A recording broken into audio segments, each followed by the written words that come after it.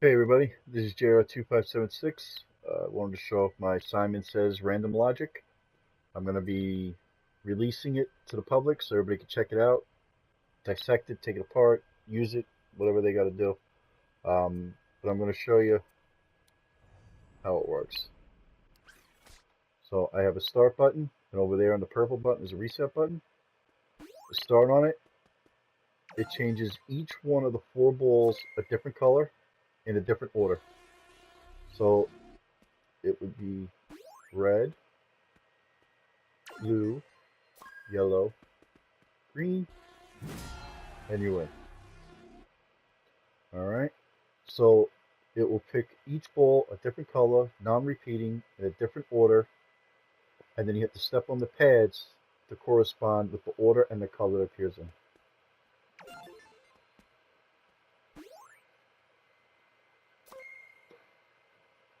So it's blue,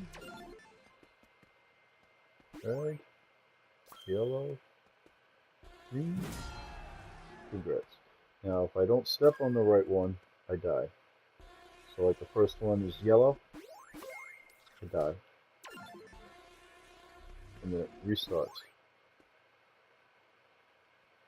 So yellow, green, red, blue. I will show you the logic, cover as much of it as I can.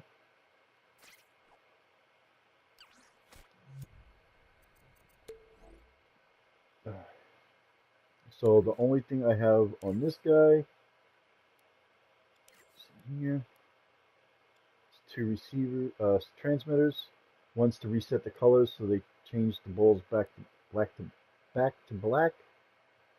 And then this one's going to reset the whole process of the randomizer and stuff like that, which I'll cover. I have the color set up to is dead. Oh, wait, no. The color reset is set to no health. The reset is set to is dead. I did have them both hooked up to is dead, but for some reason only one would light up and not the other. I guess not enough strong signal. I don't know. That's why I had to separate it like this. That's all I have on him. The rest of it is in this microchip. I have it start, reset triggers with the text. So the start and the reset. The keyframe is just when I step on it, it makes a noise, it lights up. These are all wired with the reset. So if I step on the reset, it sends a signal to reset everything. I have them hooked up to an OR gate. So if I want to start it or reset it, or I die, it goes through the OR gate because it's only when one of these are active, which goes through a timer, which will reset it and so forth. The reason I had to hook it up to a timer is because when I had it set to like an instant, I guess it needed a second or two to pick the colors and the order and then display them. So I had to hook up a timer to it. A lot of this is done with variables. So I set up variables in the order that I want the colors to appear. So first, second, third, fourth. That would be first, second, third, fourth. And this is what holds the values. The values are what I used for colors. I think it was one is red. Right, one is red, two is yellow, three is blue, four is green. I will go into the randomizer. Now, I know people are saying just use a randomizer, but the problem is it'll give me the first color in the order that I want, but then if I had just another randomizer hooked up to the second one, the colors could potentially repeat. I didn't want them to repeat. I know in a randomizer there is a no repeat, but that no repeat works towards this randomizer. It doesn't work with a secondary randomizer. Just because this is on no repeat and the secondary randomizer is on no repeat, it still can send out the same color. So like this one can spit out a red, and then the next one can still spit out a red. So what I had to do is break it down. So since this is the first randomizer, which is started, let's see with reset, or it gives it power. That's the other way. That's how you start it. But it randomly spits out a number to one of the variable modifiers. See, so like this variable is for the first pole. It's going to set it to 1. Still first, set to 2 when powered on. These are all when they're powered on. And it goes 3 and 4, still referring to the first variable. So if A gets picked as a random, it sends out the 1, which goes to the first variable, which would be a 1, which would be red. So the first ball would be red. If it went to B, then that gives it a value of 2. Now, because that's a 2, it would still be the first ball because I labeled them the name first. But because it's 2, it would be yellow. The first ball would be yellow. All right, so that would give me how I would get the first ball and what color. Now, these I have going through selectors. Well, one selector, A, B, C, and D, and it pretty much just goes right through it, but it will select. So if this is A, it could select one of these other colors. So say it picked A. It should go to, I'm trying to think now, how do I do that? Just goes right through. So if it goes A to A, and I gave them variables now, so this would be A. So if it picked A, it goes to selector, goes into A, this microchip. Oh.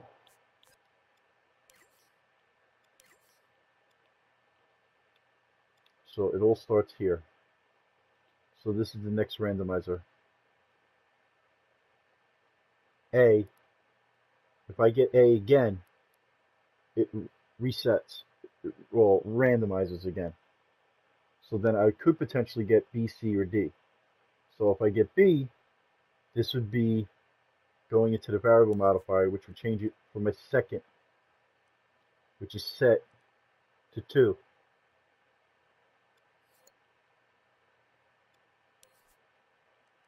Second, set to 3. That would be 4.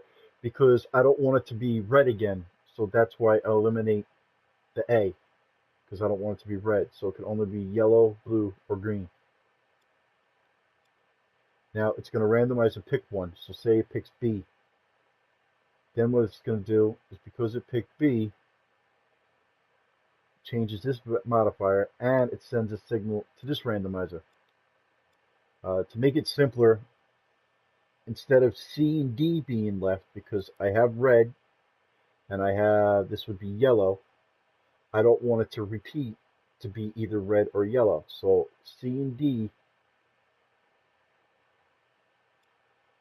let's see, B triggers, right, because it's B. So now I only want it to be C or D. So instead of C or D, it just replaced A with C, B with D. So that way there's not any more extra slots. And then the same thing, depending on what it picks. So if it picked A, which is technically C, this is the third slot, sets it for 3, because all that could be left is either blue or green. So it'll be blue.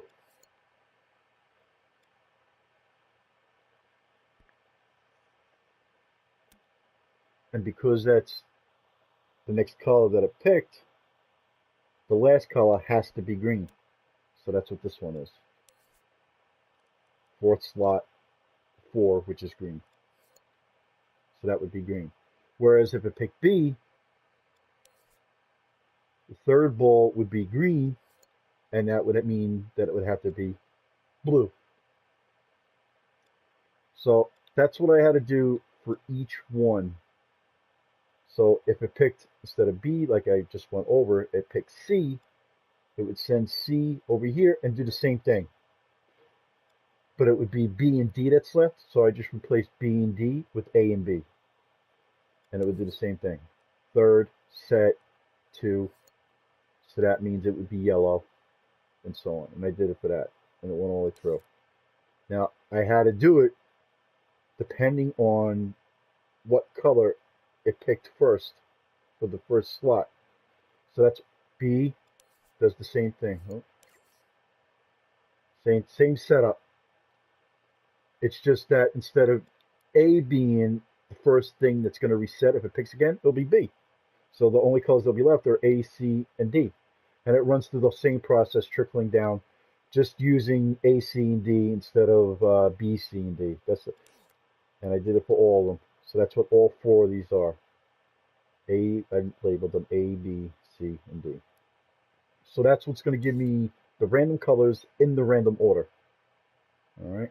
Now, the whole reward when you complete, where it says congrats, death, where you stand on round 1, that's, I put in this microchip. This is a little bit more logic. This is the win and lose. And it looks like a lot. There we go. So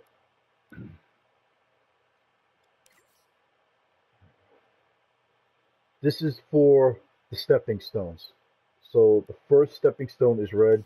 That's why I kind of color coded it. So if the first spot is going to get the variable. So when I did it before, let's open up the variable. So like the variable here in my first slot is a 3.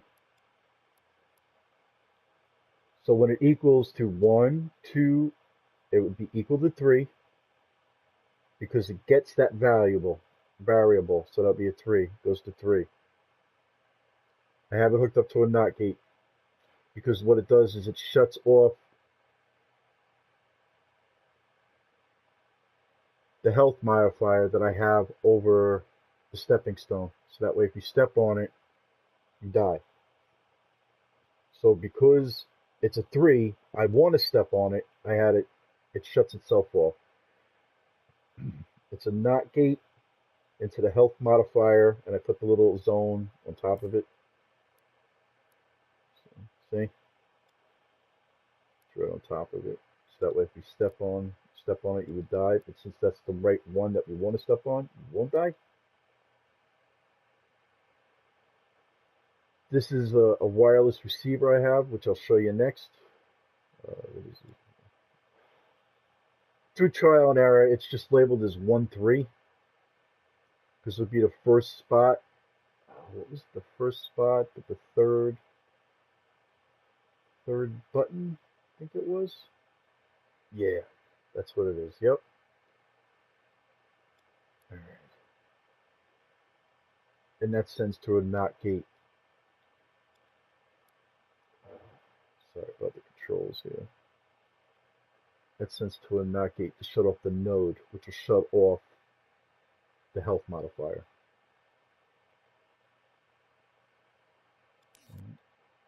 And I did that for all of them. So the second, the third, the fourth, they're all identical.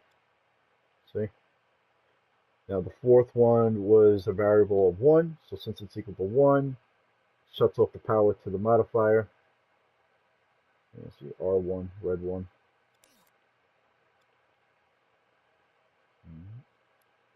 These triggers are over the buttons, red 1, 2, 3, and 4.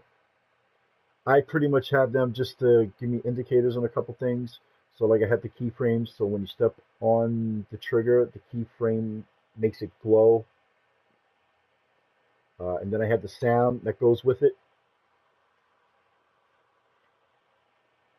All right, this logic is a little bit of a mess too. I haven't had a chance to clean it up. So this is, it gets the variable again.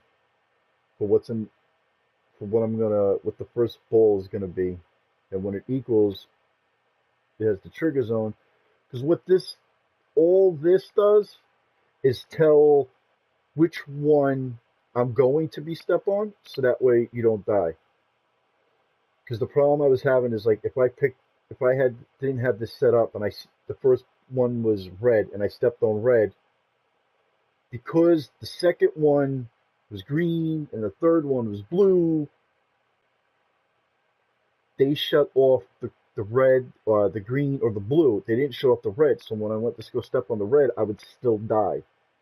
So I had to tell the trigger zones which one is which, so that way it would shut off the health modifier, so it won't kill me, even though it's not on for the other ones. I hope that makes sense.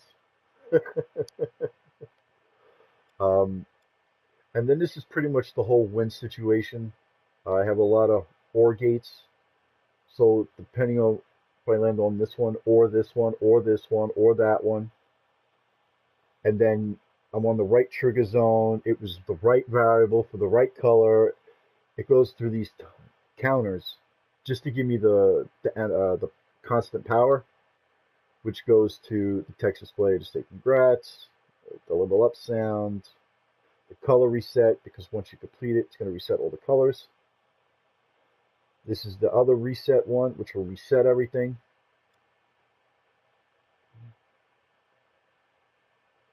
This is from before, that will shut off the modifiers that I was talking about.